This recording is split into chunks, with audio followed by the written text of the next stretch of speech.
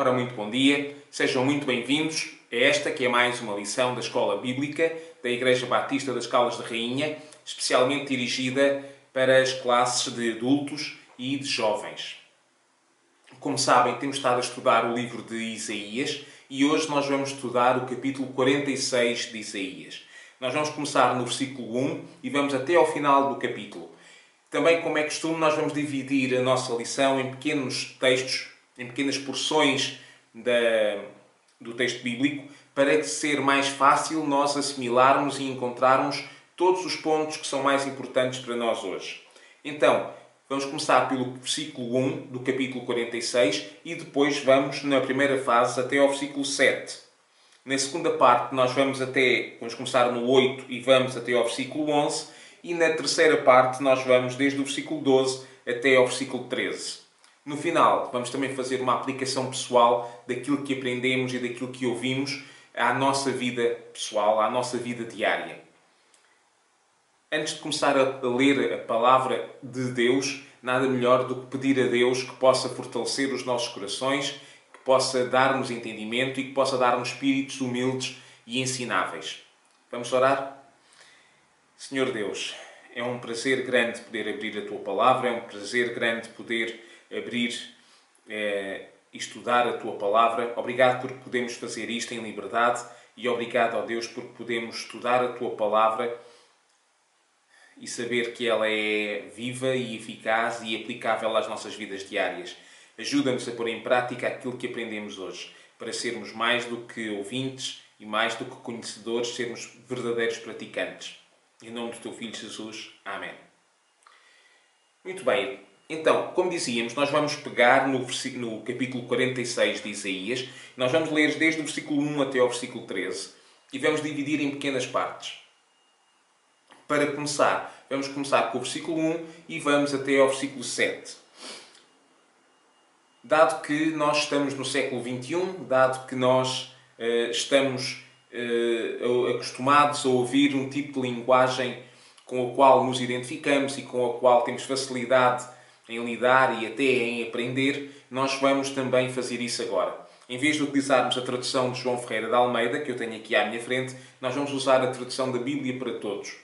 A Bíblia para Todos é uma edição da Bíblia, numa tradução em português, editada pela Sociedade Bíblica Portuguesa, mas que utiliza um português mais próximo, mais contemporâneo de nós, em vez do português utilizado por João Ferreira de Almeida. Então diz assim o texto bíblico de Isaías 46, desde o versículo 1 até ao versículo 7. O Deus Bel curva-se e o Deus Nebo inclina-se. As suas imagens são postas sobre animais de carga e as estátuas pesadas deixam esgotados os animais. Os deuses curvam-se e inclinam-se, incapazes de salvar as suas estátuas, que até eles próprios vão para cativeiro. Ouçam-me, ó gente de Jacó, sobreviventes do povo de Israel. Eu trouxe-vos ao colo desde o vosso nascimento, desde que a vossa mãe vos deu à luz. E até à vossa velhice, eu serei o mesmo. Encarregar-me-ei de vós até terem cabelos brancos. Assim fiz e continuarei a fazê-lo. Encarreguei-me de vós e hei de livrar-vos. A quem é que me podereis comparar ou igualar? Quem poderá assemelhar-se a mim ou comparar-se comigo? Há quem tire todo o ouro das suas bolsas e pese a prata nas suas balanças. Depois contratam um ourives para lhes fabricar um deus. Prostram-se diante dele e até o adoram. Põem-nos aos ombros e transportam-no. E depois o colocam ali. Sem se mexer do lugar, ele fica ali. Por mais que lhes gritem, não responde. Não salva ninguém do perigo. Então, estas palavras de Isaías e este capítulo inicia-se com uma apreciação acerca de duas divindades que eram muito conhecidas dos contemporâneos de Isaías. Eram conhecidas porque eram adoradas pelos babilónicos, que era o império crescente e o império em ascensão naquela altura. Estamos a falar do Deus Bel, conforme nós lemos no versículo 1, e do Deus Nebo, conforme lemos também no versículo 1. Diz assim: o Deus Bel curva-se e o Deus Nebo inclina-se. Então, quando quando Isaías, no verso 1, diz que estes dois deuses eram colocados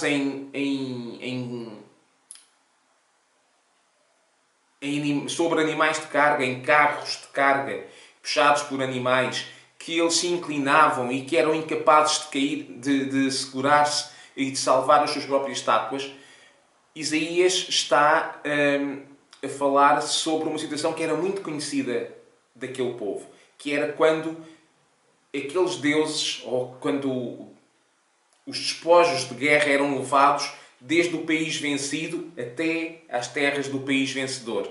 Era normal o país vencedor agarrar naquilo que era mais valioso, naquilo que era mais importante do país vencido, carregar os seus carros puxados a bois e levá-los até à terra de onde vinham os exércitos vencedores.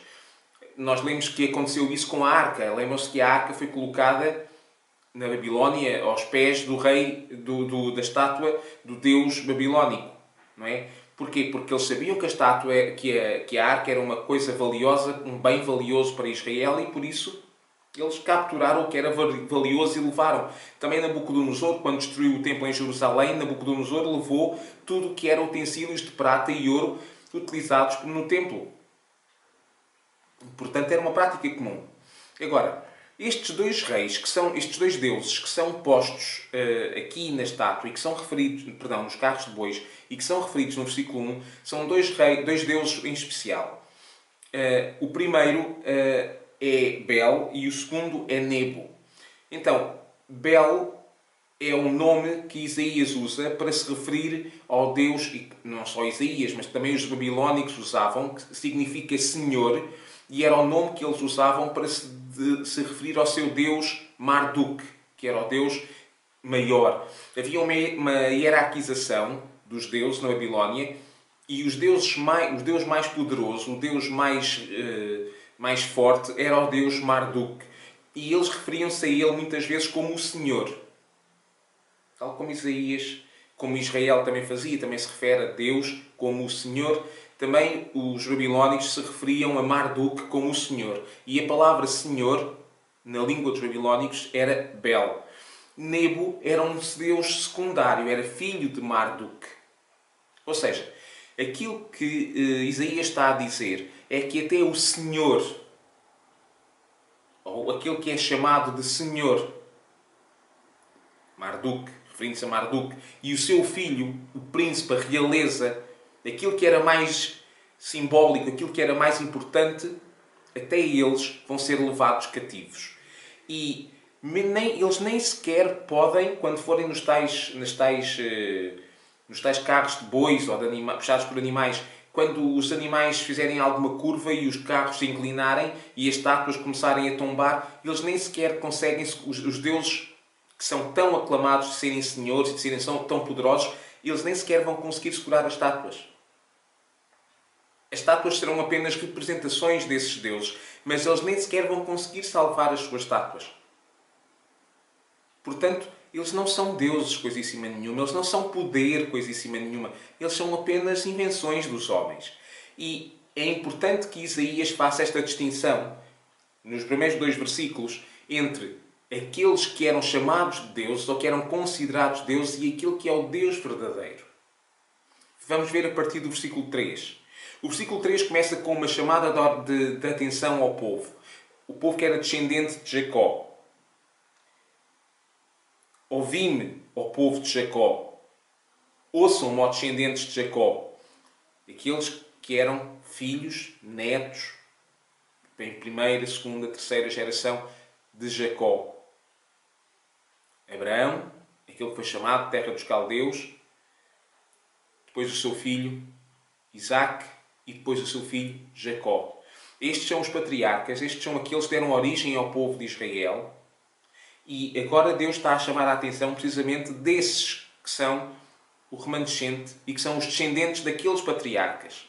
E Deus diz, a mensagem entre a comparação, a mensagem da comparação entre os deuses babilónicos, que eram chamados senhores e que eram seguidos por milhões, e o verdadeiro Deus, Jeová, é simples e é clara.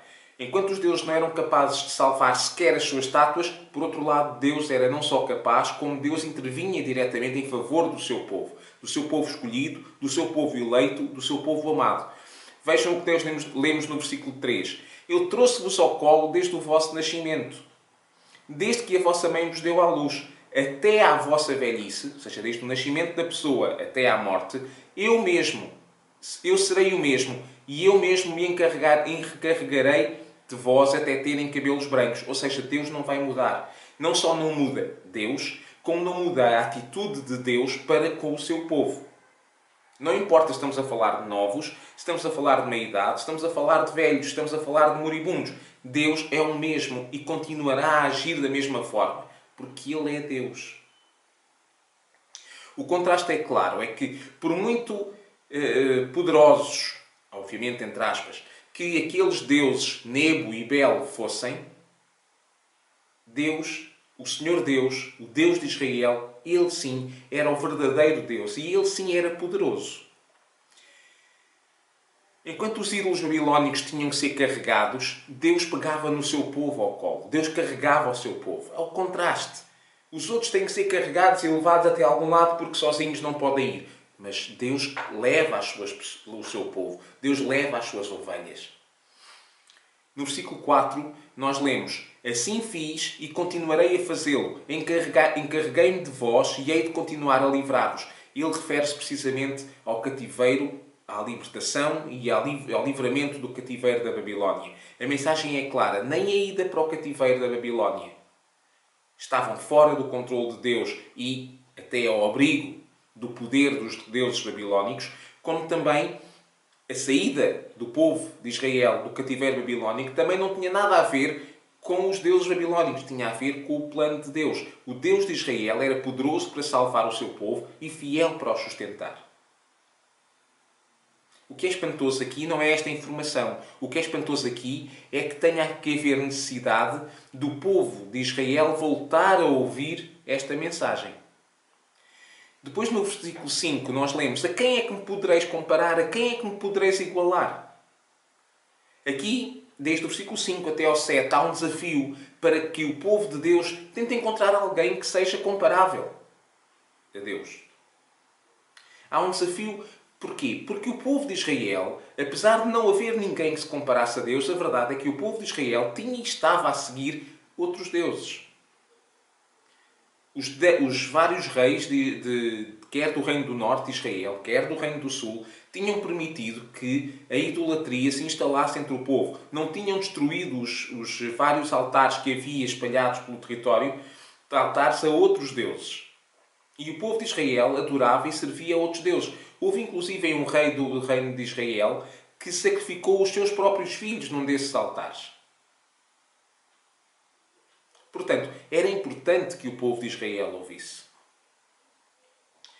E a verdade é que, tal como nós já tínhamos lido noutras lições, em que Deus diz: Então, se vocês me abandonaram porque acham que eu não sou forte o suficiente, vocês seguiram outros deuses, mostrem lá quem é que se compara a mim, quem é que faz aquilo que eu faço. Quem é que fez aquilo que eu fiz? Por muito bonitos que eles sejam, eles não se movem, eles não falam, eles não agem. A verdade, irmãos, é que eu não consigo deixar de me espantar pelo facto de haver necessidade de Deus voltar a fazer este apelo ao povo de Israel, através das palavras de Isaías. Muitas vezes o povo ouviu este tipo de mensagem.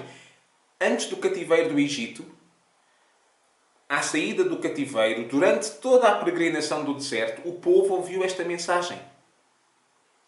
Através de profetas, através de juízes e até através de reis, como o caso do rei Davi, que escreveu no Salmo 115 palavras como estas: Os ídolos deles são ouro e prata, objetos fabricados pelas mãos de homens. Não têm boca, mas não falam. Têm olhos, mas não veem. Têm ouvidos, mas não ouvem. Têm nariz, mas não cheiram. Têm mãos, mas não apalpam. Têm pés, mas não andam. E das suas gargantas não sai qualquer som. Que aqueles que os fizerem e creem neles se tornem semelhantes a esses ídolos. Que os israelitas confiem no Senhor, porque Ele os ajuda e os protege. Que os sacerdotes de Deus confiem no Senhor, porque Ele os ajuda e os protege. E depois no versículo 11 do Salmo 115, que os crentes em Deus confiem no Senhor, porque Ele os ajuda e Ele os protege. Então, se tantos anos antes, centenas de anos antes, Deus vinha a repetir esta mensagem para o povo de Israel, porque é que foi preciso que o povo de Israel ouvisse da boca de Isaías outra vez a mesma mensagem? Porque o povo estava a ser infiel. E porque é que hoje, no século XXI, nós precisamos de ouvir novamente esta mensagem? Porque é que Deus continua a tocar o coração daqueles que têm a responsabilidade de preparar estas lições para nós depois estudarmos? Porque é que Deus continua a tocar o seu coração para estudarmos textos como este? Se calhar, tal como o povo de Israel, nós também permitimos que outros deuses estejam a tomar o lugar que apenas é de Deus. Se calhar, tal como Israel, nós também temos outros ídolos na nossa vida.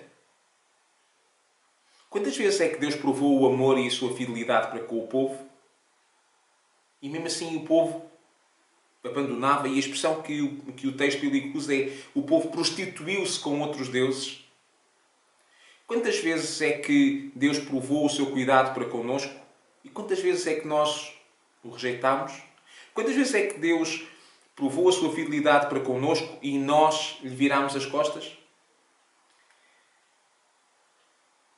Se calhar, estivéssemos frente a frente, talvez me respondessem: tem calma, Daniel. Tem calma, porque eu não tenho nenhum ídolo lá em casa. Não adoro nenhum ídolo, nem de prata, nem de barro, nem de ouro, nem de metal, nem de madeira, nada. Portanto, essas palavras não se aplicam a mim. Mas a verdade é que nós podemos saber se Deus está a ocupar ou não o lugar que é devido a Ele de uma maneira muito simples. Nós podemos saber se nós estamos a substituir Deus ou se estamos a adorar verdadeiramente Deus de uma maneira muito simples. Vamos ver a quantidade de tempo que nós dedicamos a Deus e a outras coisas. É que se Deus é efetivamente o Senhor da nossa vida, então Ele vai ser a coisa que ocupa mais tempo na nossa vida. Eu vou repetir: se Deus é efetivamente o Senhor da minha vida e da tua vida, Ele vai ser a coisa que ocupa mais tempo na minha vida e na tua vida. Que vai obrigar a maior dispêndio de energia na minha vida e na tua vida. A maior despesa em termos financeiros na minha vida e na tua vida.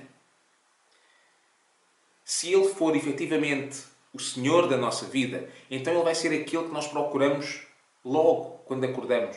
Vai ser o último que nós procuramos quando nos deitamos. Vai ser aquele a quem nós vamos recorrer em tempos de dificuldades. Vai ser aquele com quem nós nos alegramos das nossas vitórias. Aquele a quem nós recorremos quando temos dúvidas. Aquele em quem nós procuramos quando precisamos de respostas. Agora, se não é Ele a quem nós recorremos em primeiro lugar, então Ele não ocupa o primeiro lugar nas nossas vidas. Então Ele não é o Senhor das nossas vidas.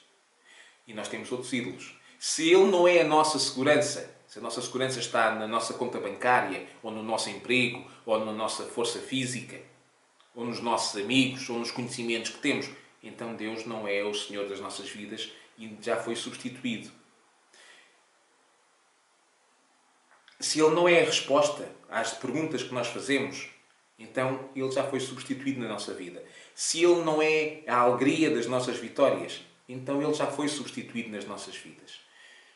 Nós podemos estar a viver da mesma forma que os contemporâneos de Isaías, não ter ídolos feitos aqui em casa, ídolos feitos de madeira, ou feitos de metal, ou feitos de barro, mas nós podemos ter um ídolo chamado, que é o mais perigoso de todos, que é o ídolo chamado ego.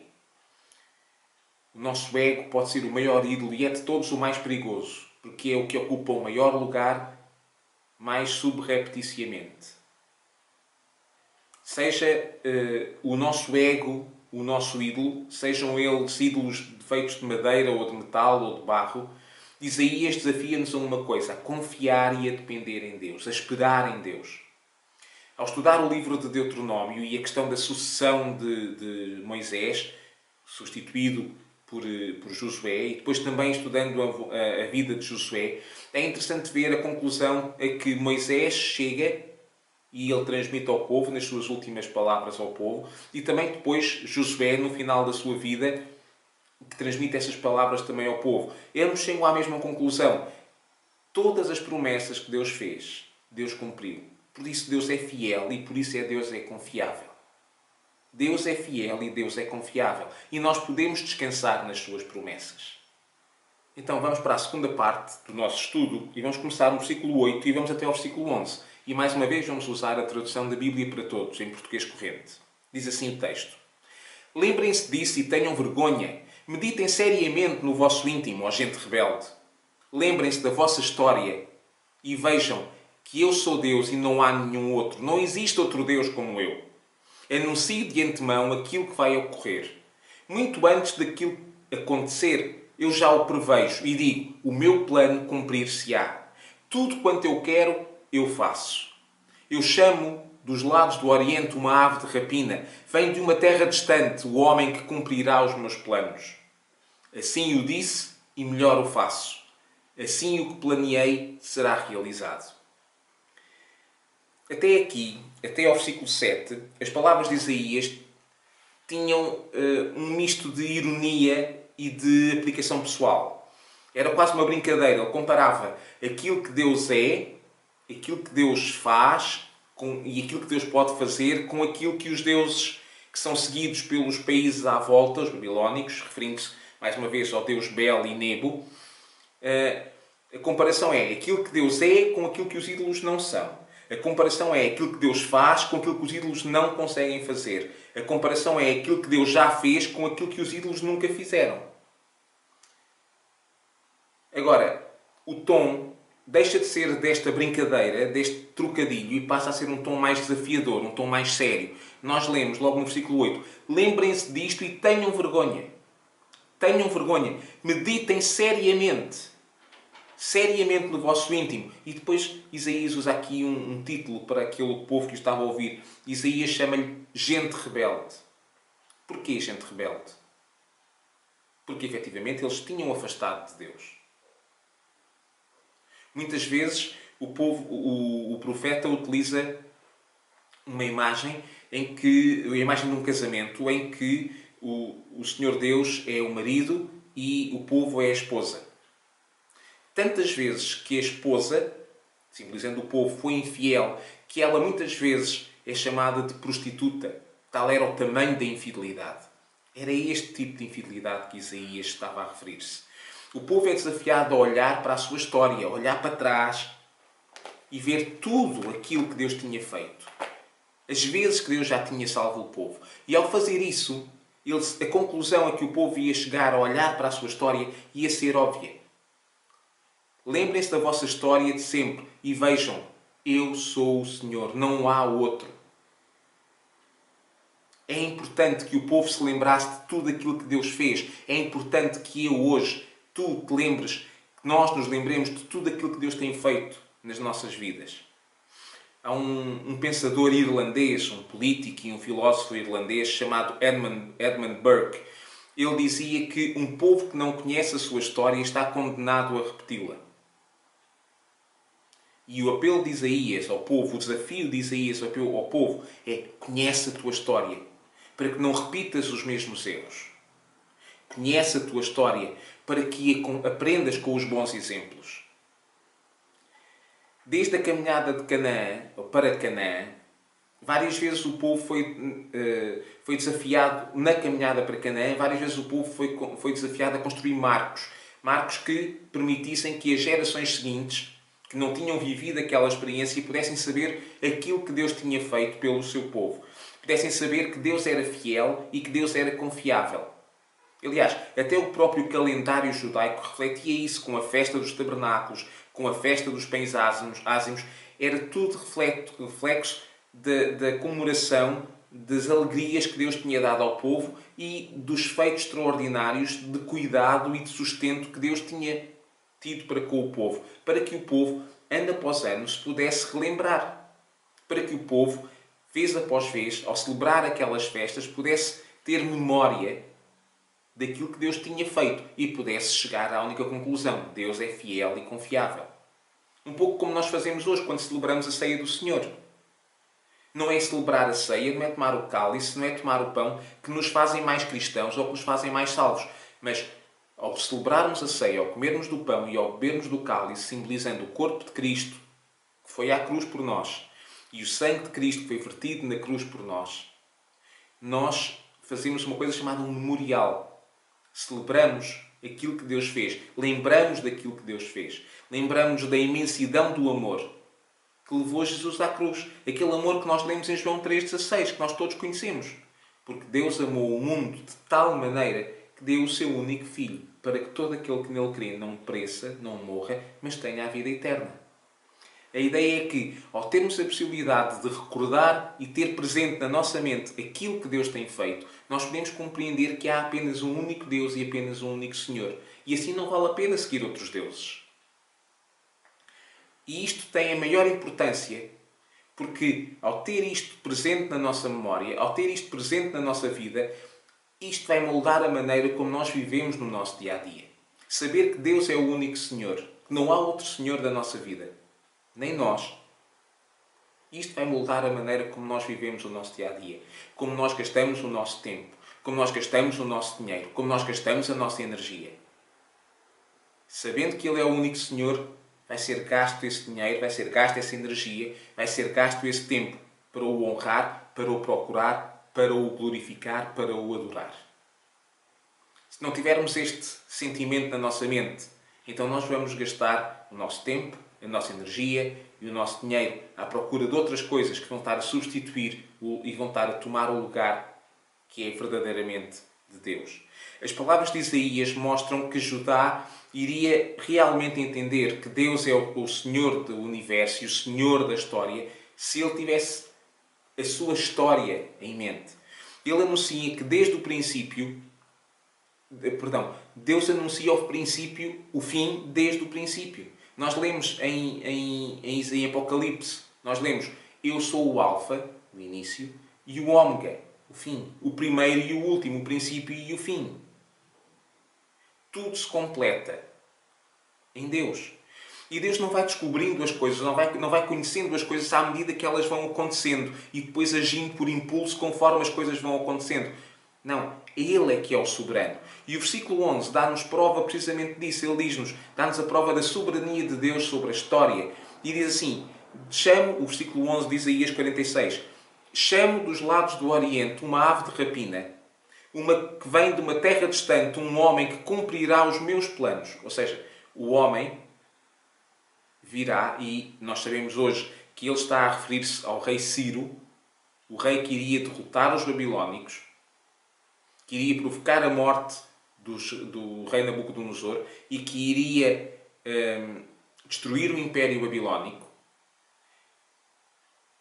Esse homem certamente estaria a agir pensando que ele era o poderoso, que ele era o herói, mas a verdade, aquilo que o texto nos diz, é que Deus é que estava a trazer aquele homem da terra distante para chegar ali e para poder derrotar a Babilónia.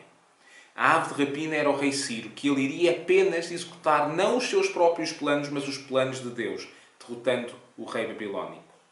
E no final do versículo 11, isto é muito enfático e é revelador desta tal soberania. Deus diz assim, se assim o disse, melhor o faço. Se assim o planeei, será realizado. Hoje, nós, cristãos do século XXI, nós temos que ficar cientes desta verdade. Nós temos que ter noção da soberania de Deus no mundo e temos que ter noção da soberania de Deus na história. E temos que também ter noção da soberania de Deus nas nossas vidas.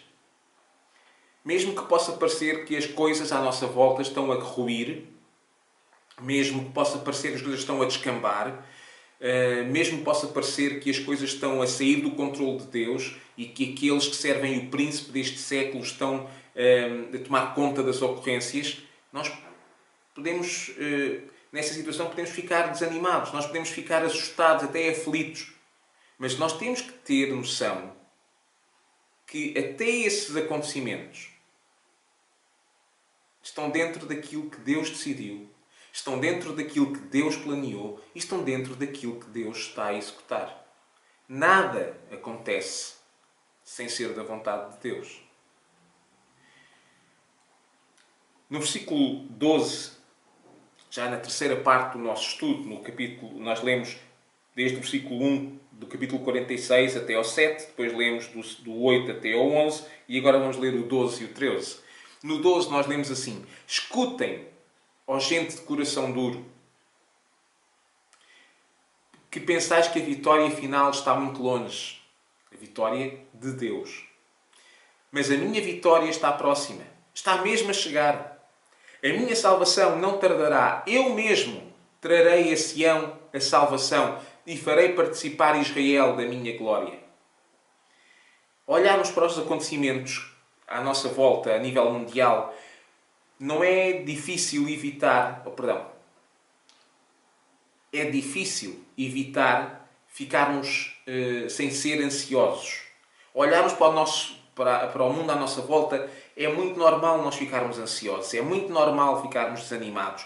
E podemos até fazer as contas pela nossa noção de tempo e pensar que Deus, a salvação de Deus está a demorar, a ação de Deus está demorada. Afinal de contas, a Igreja Primitiva, se nós formos ler o Novo Testamento, a Igreja Primitiva esperava já que fosse no Templo dos Apóstolos que se desse a segunda volta, a segunda vinda de Cristo. E nós hoje ainda esperamos isso. Por isso Isaías diz: escutem-me, ó gente de coração duro, que pensais que a vitória final está muito longe. Pensais que está, mas na verdade, no versículo 13, mas a minha vitória está próxima. Está mesmo a chegar.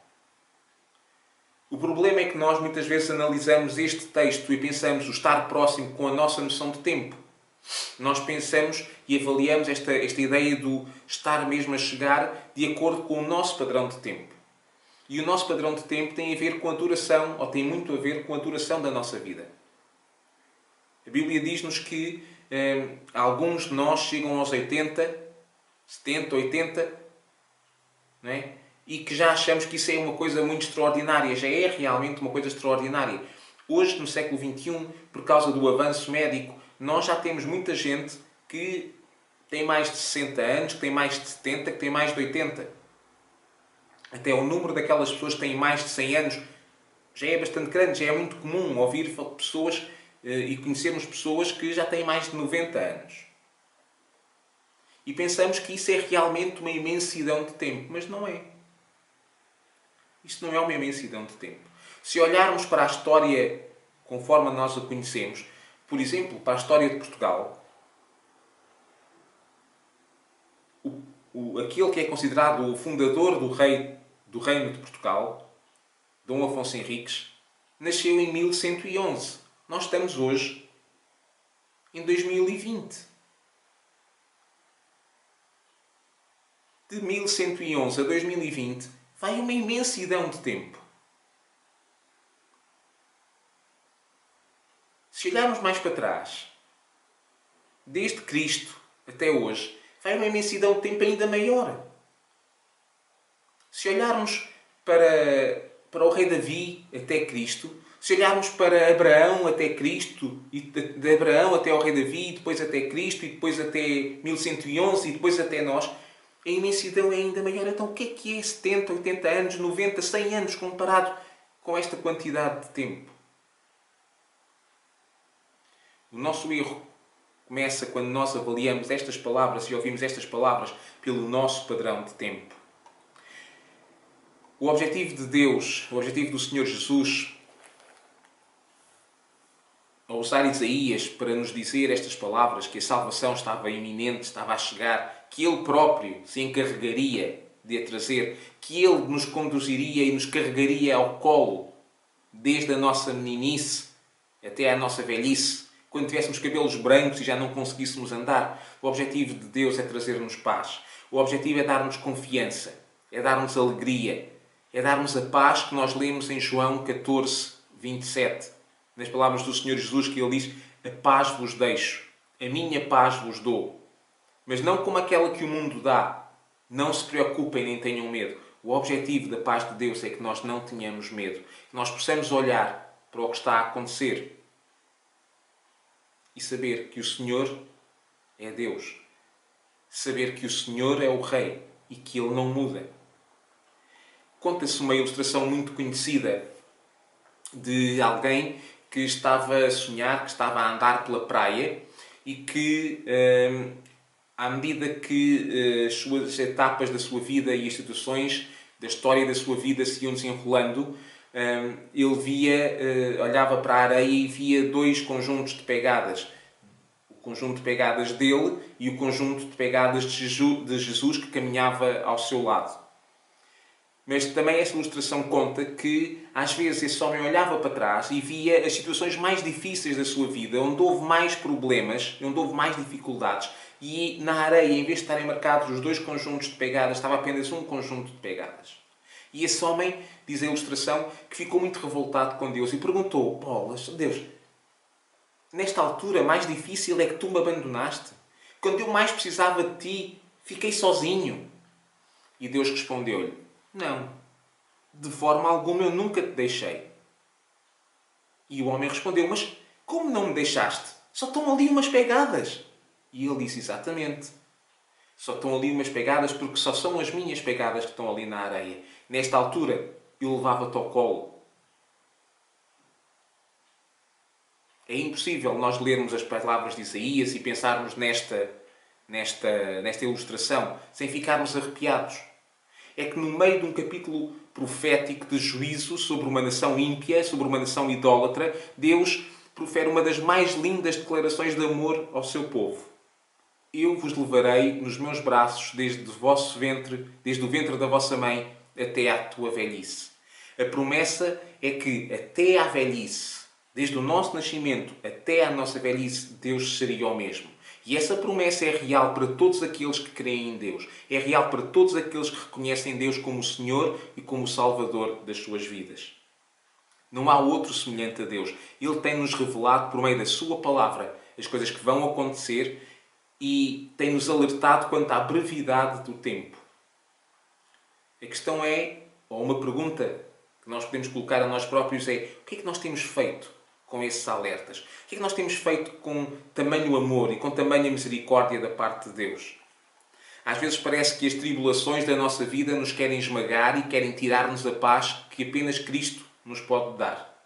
O nosso coração facilmente fica aflito e os nossos passos ficam tão vacilantes ao ponto de nós não conseguirmos sequer ficar de pé. E então, diante do nosso clamor, o Senhor Jesus vem e nos sustenta nos seus braços e diz-nos: eu deixo-vos a paz, deixo-vos a minha paz, não tenham medo. No versículo 13 de Isaías 46 nós lemos que não está longe o dia da justiça do Senhor. Nesse dia, a Babilónia, todos os seus deuses e todas as suas práticas abomináveis serão destruídos. Destruídos de uma vez por todas. A salvação e o livramento do Senhor, nós lemos no versículo 8, não tardará. E no versículo 8 nós também lemos: lembrai-vos disto, tende ânimo. E no versículo 12, ouçam, diz o Senhor, porque eu vos vou levar ao colo, porque eu vou carregar-vos e eu vou salvar-vos. No meio das tribulações, no meio das dores, no meio das aflições, no meio das dificuldades que nós podemos ter e que nós podemos experimentar na nossa vida diária, o desafio para nós hoje, cristãos, que nos dizemos cristãos e que vivemos no século XXI, o desafio é simples. Entrega o teu caminho ao Senhor, confia nele e Ele tudo fará. Descansemos nos braços daquele que pode efetivamente salvar-nos. Descansemos no colo daquele que pode efetivamente livrar-nos. Que Deus nos abençoe, que Deus possa dar-nos a segurança e a sua paz. E, se Deus quiser, para a semana voltaremos a ver-nos.